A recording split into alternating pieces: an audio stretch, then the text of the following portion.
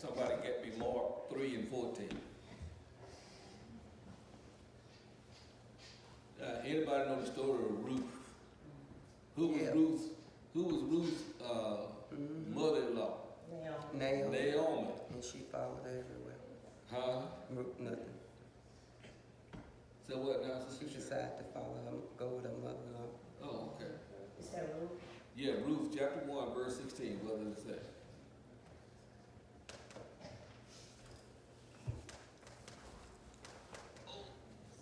And Ruth said, entreat me not to leave thee, or to return from following after thee.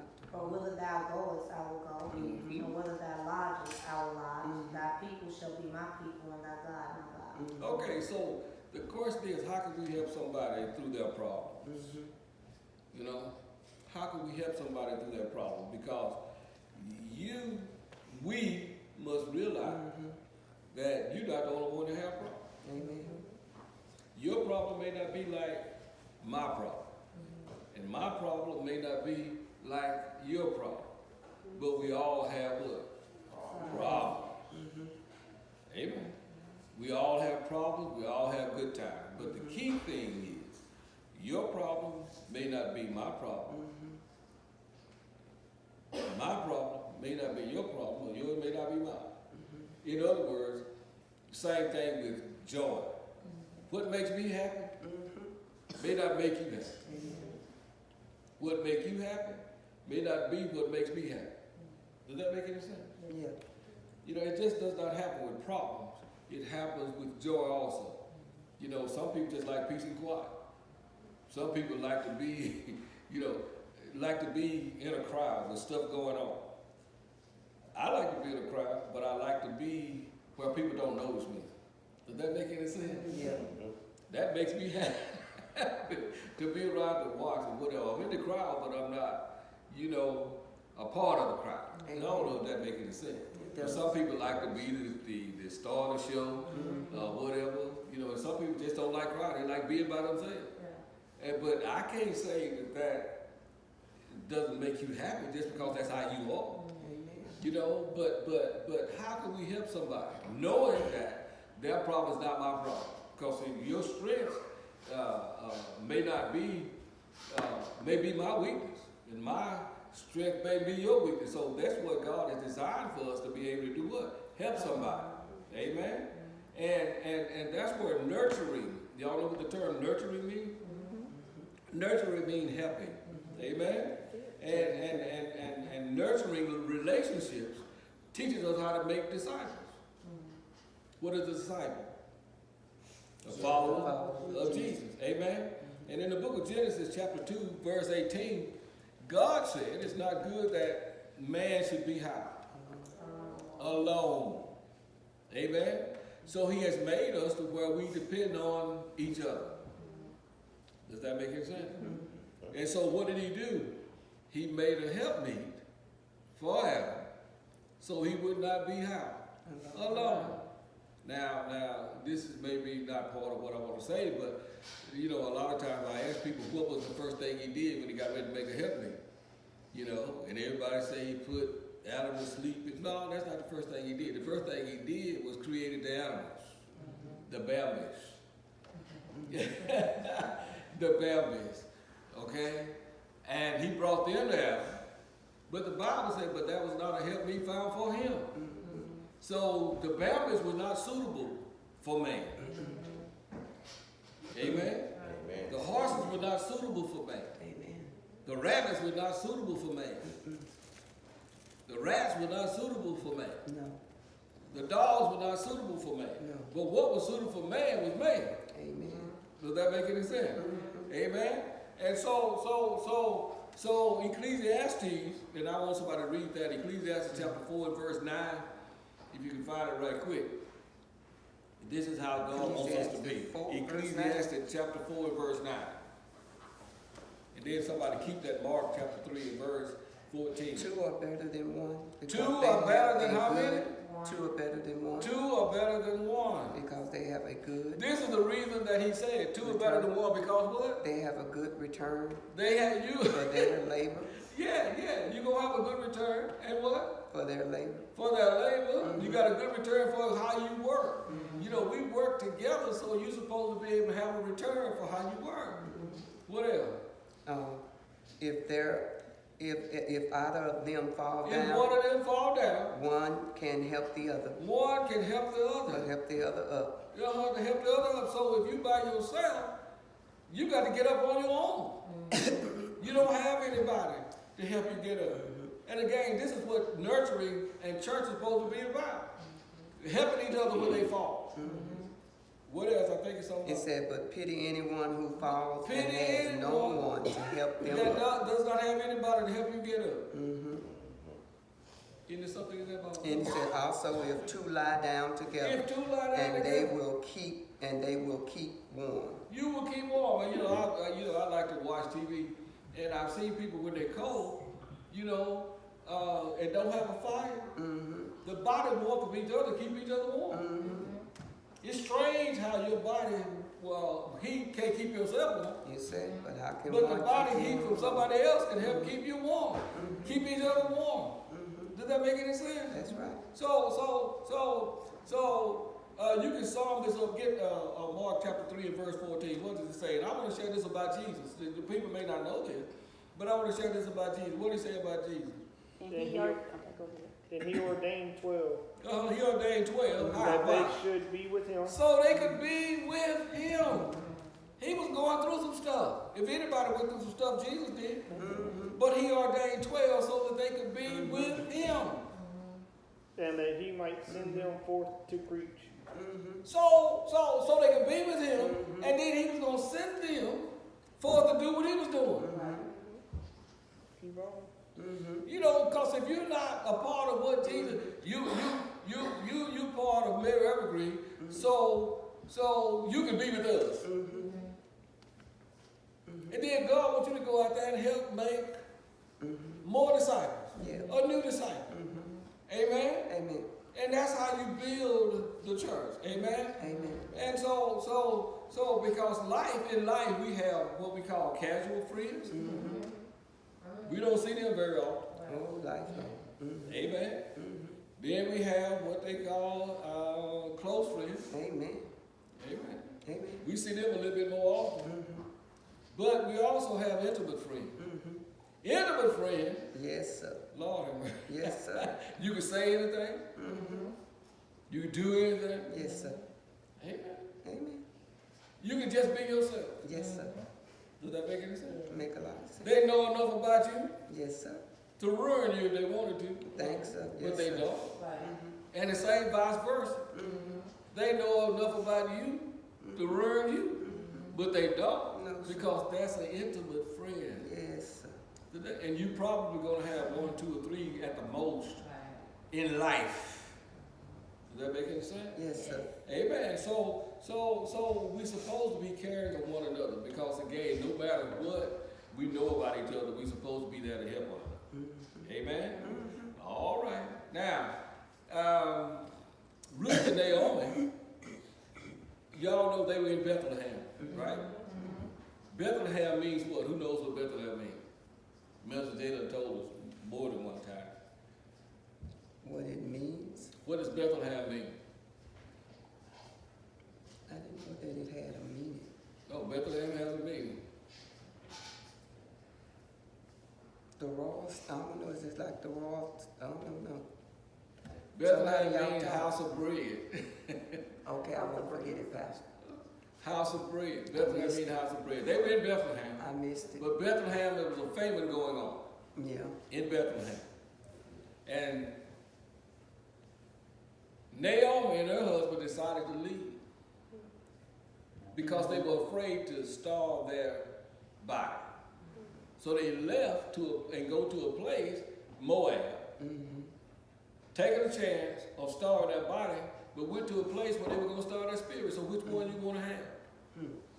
We would do things to starve our spirit, but we won't do stuff to starve our body. That's right. That's But right. when they got there, Moab was an idolatrous city. Yeah.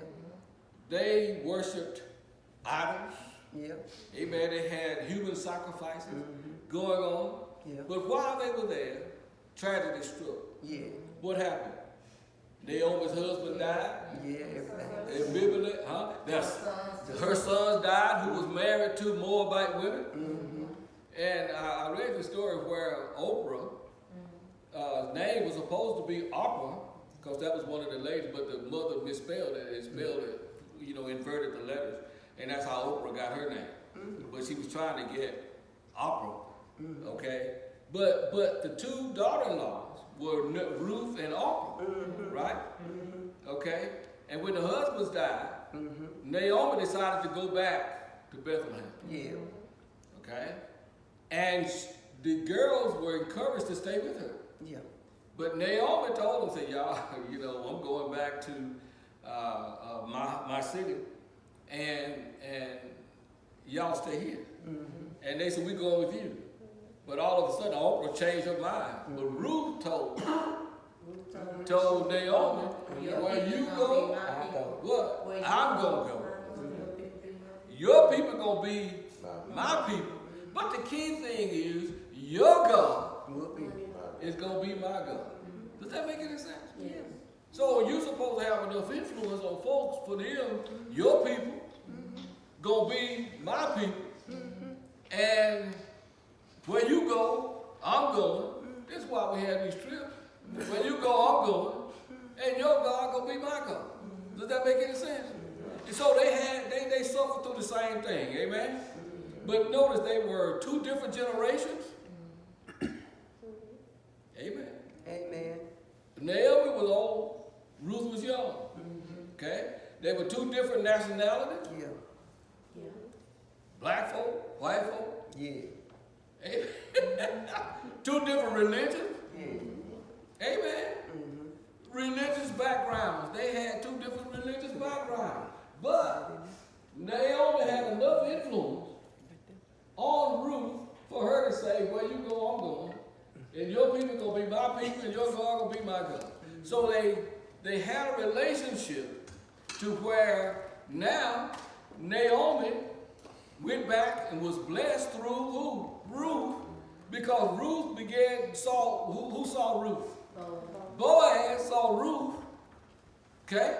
And then they had children. And this is where David came from. Who is the generational patriarch of who? Jesus Christ himself. Does that make any sense? Yes, it does. Out of all they went through, amen, they came and developed a relationship that was never broken. And it's the same thing with Jonathan and David. Amen. I believe it's in 1 Samuel chapter 18, where Jonathan and David had a relationship so close that they loved each other like they were each other's soul. Amen. Amen. And so when these things happen and we come together in times like this, it's supposed to draw us closer so that we can go back and make a difference in the life of somebody else. Does that make any sense? It's supposed to draw us closer enough to make us go back and realize that we got a part to play. We got a part to play. It can't be just pastor and first lady. It has to be all of us. It can't be just pastor and first lady, the first one at the church, the last one. It can't be that. It's got to be, it can't be pastor and first lady making sure the bills are paid. It can't be that. We're supposed to be together to do these things together. That's it. Amen? If the load is carried, again, if you got 100 pounds, and one person is carrying 100 pounds, that person is carrying 100 pounds. If two people are carrying 100 pounds, each person is carrying 50 pounds.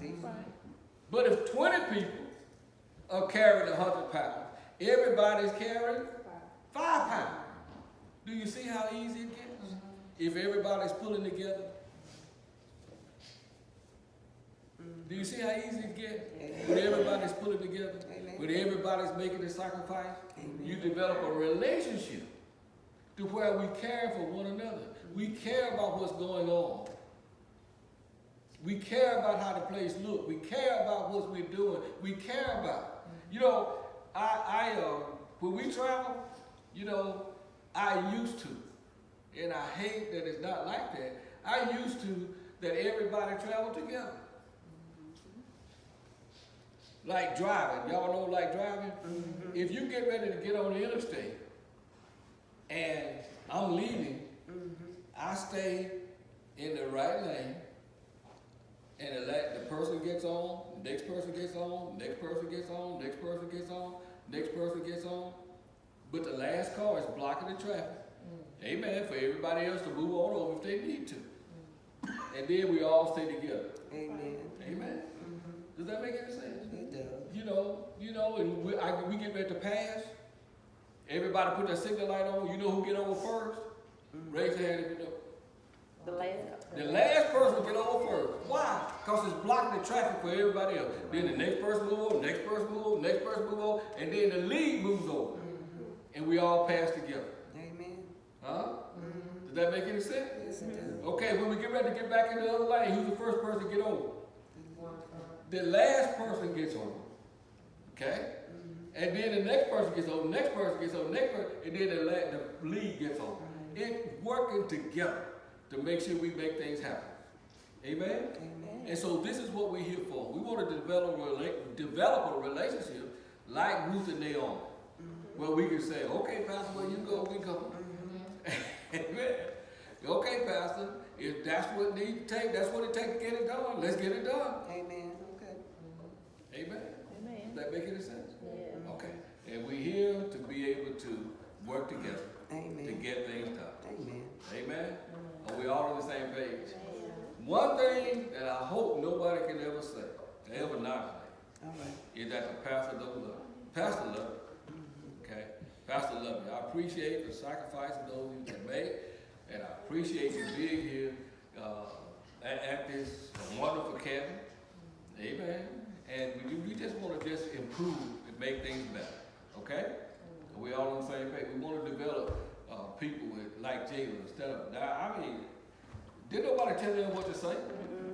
His testimony, I appreciate what was done for me. Because he did you pay the money to come? Okay. But he rode horses. That's it. Amen. And so, but again, that's what we want to do. We want to help take care of our people. All right? Amen. Again, I love you and I thank God for you. Please pray for me. It's not easy pastoring. No, sir. It's not easy to pastor. No, sir. Amen? Because I have things that bother me also. That's right. That's But right. it's not easy pastoring. No, sir. Amen? No, So sir. we want to It's be not. together and take care of business, okay? Yes. And so when we go back, let's remember that the bills still